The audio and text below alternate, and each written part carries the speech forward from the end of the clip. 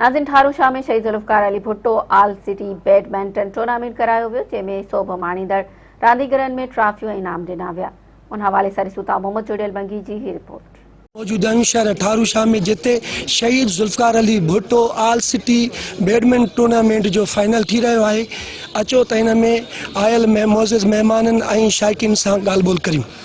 मुझो इहो आहे त नौजवाननि जो बेहतरीन कदम आहे ऐं ईअं ई असांजा नौजवान अॻिते जेको आहे पंहिंजो अॻिते ईंदा रहनि ऐं अहिड़ियूं टूर्नामेंट्स असांजो जेको यंग टैलेंट आहे उनखे अॻिते आणींदो ऐं जेको आहे असांखे घुरिजे त इन्हनि लाइ ग्राउंड ठाहियूं या इन्हनि जी असां जेको आहे हौसला अफ़ज़ाई कयूं। त इहो ॾाढो नौजवाननि जो बहितरीन क़दम आहे। मां इन्हनि खे साराहियां थो। इंशाअल्लाह फ्यूचर में असां वटि पाकिस्तान में बि टैलेंट हूंदो बैडमिंटन जे हिसाब सां ऐं जेको आहे पंहिंजो इंशाअल्लाह मां पंहिंजी पूरी कोशिश कंदुमि त हिननि नौजवाननि जी हौसला अफ़ज़ाई कयां ऐं हिननि जी जेका मूंखां मदद पुॼी सघे उहा कयां।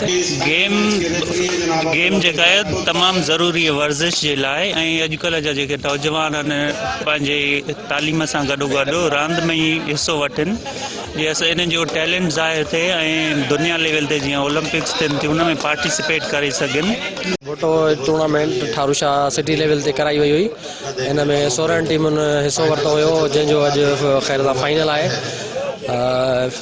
तमामु मैचूं जेके बि हुयूं तमामु बहितरीन मैच खेॾी वयूं। अॼु हुनजो फाइनल आहे ऐं हिते ठारू शाह सिटी जे हिसाब सां जेके 4 ग्राउंड आहिनि जंहिंमें बैडमिंटन इन सीज़न में थींदी आहे ऐं असां वटि तक़रीबन बहितरीन गेम हले पई थी डिस्ट्रिक्ट में जेको आहे असांजो तक़रीबन ठारू शाह पहिरें नंबर ते आहे गेम जे हवाले सां।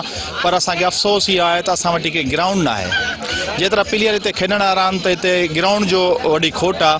असां डिप्टी कमिश्नर नौशरो फिरोज़ ऐं अख़्तियार बाला जेके बि आहिनि उनखे गुज़ारिश कंदासीं त महिरबानी करे असांखे ठारू शाह खे जेका आहे न कवर्ड जेको आहे बैडमिंटन ग्राउंड ॾिनो वञे ताकी जेके असांजे नौजवान आहिनि हेॾे होॾे भटकनि था उहे अची ग्राउंड में रांदि कनि ऐं सिहतयाब रहनि। तव्हांखे मालूम हुजे त अक्सर तव्हां ॿुधो हूंदो त जिथे जेके आहिनि ग्राउंड आबाद हूंदा आहिनि उते जेके अस्पताल जेके आहिनि उहे वीरान हूंदा आहिनि।